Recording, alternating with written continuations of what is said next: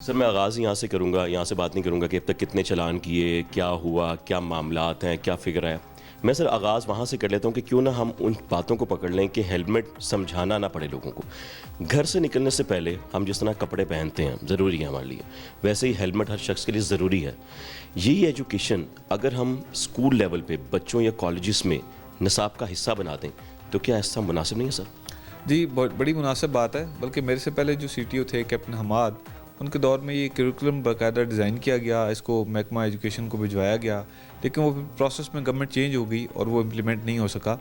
ये हमारी ऑलरेडी एक सजेशन है कि ट्रैफिक एजुकेशन को, रोड सेंस को पार्ट ऑफ करिकुलम बनाया जाए, ना सिर्फ स्कूल लेवल पे बल्कि हायर लेवल पे भी, ताकि लोगों के अंदर ट्रैफिक सेंस आए। और आप जानते हैं कि जापान जो दुनिया का सबसे तरक्की याफ्ता मुल्क है, उसमें तो प्राइमरी जो उनके बच्चों की एजुकेशन है उसका ये इंटीग्रल पार्ट है कि उनके अंदर रोड सेंस को और बाकी चीज़ों को इनकलकेट कर किया जाता है।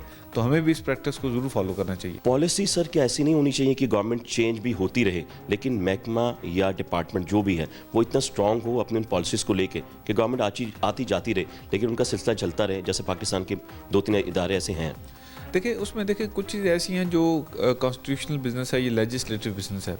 अब लेजिस्लेटिव बिजनेस तब हो सकता है जब असेंबली सेशन हो, उसके बगैर वो पॉसिबल नहीं होता, क्योंकि हमारा जो लॉ है मोटर व्हीकल ऑर्डिनेंस, वो एक असेंबली का लॉ है जो कि एक्ट पास हुआ है। उसमें कोई भी अमेंडमेंट जो है वो असेंबली के बगैर पॉसिबल नहीं है। जो मोटर व्हीकल रूल्स हैं वो डिपार्टमेंट खुद बना सकते हैं और वो कंसिस्टेंटली हम उसको फॉलो अप कर सकते हैं, even if the government is not in chair. इसमें ये आपको एक तो फ़र्क समझने की ज़रूरत है। दूसरा ये देखें कि कुछ चीज़ ऐसी हैं जो कि डिपार्टमेंट के अपने लेवल पे होने वाले काम हैं। जैसे ये कैंपेन हमने स्टार्ट की, इस कैंपेन के लिए हमें किसी स्पेसिफिक लॉ की ज़रूरत नहीं थी, स्पेसिफिक किसी और इंस्ट्रूमेंट की ज़रूरत नहीं थी। ये हमने खुद से स्टार्ट की, तकरीबन 4 लाख से ज़्यादा लोगों को चलान किया। मेन आर्टरीज़ पे 80% ज़्यादा लोग इम्प्लीमेंट इस पे करना स्टार्ट हो गए। रोड एक्सीडेंट्स पे, हेड इंजरीज़ में बड़ी नुमाया कमी आई।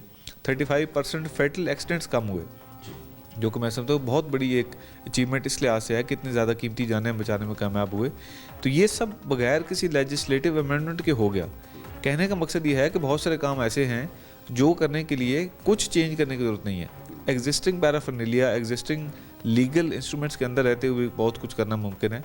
तो instead of going for those things which can not be done right now, यानी कि नो स्टार्टर्स की बजाय क्यों ना पहले उस पर बात की जाए जो कि ऑलरेडी डूएबल चीज़ें हैं, उस पर अमल दरामद किया जाए और उस पर करके तो अपना हिस्सा डाला जाए कार्य खैर में। तनकीदी सवाल की तरफ से आने लगा हूँ, मैं आपसे इजाज़त चाहूँगा उस पर। सर 3500 के करीब हमारे पास ट्रैफिक वार्डन्स हैं तकरीबन, इसके करीब ही हैं सर।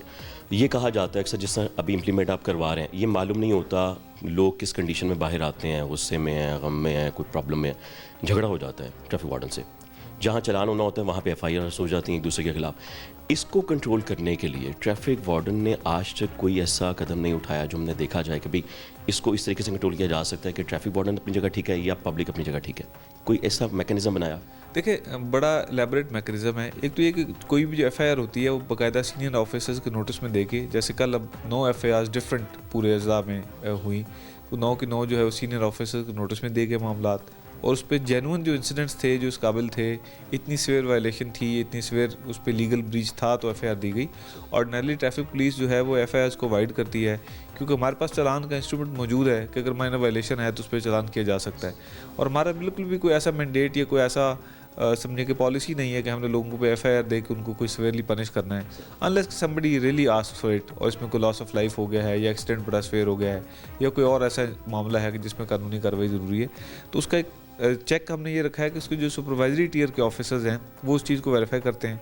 जो वार्डन के साथ अगर कोई झगड़ा हुआ है तो उसको नेक्स्ट सुपरवाइजरी ऑफिसर इंक्वायर करेगा, और अगर साबित हो जाएगा कि वाकई इसमें लीगल कार्रवाई की ज़रूरत है तो फिर उस पर लीगल कार्रवाई होगी। सर बाइक के लिए तो बहुत ज़रूरी हो गया हेलमेट, और है भी, होना भी चाहिए, चलान के डर से नहीं बल्कि अपनी सेफ्टी के लिए पहनना चाहिए।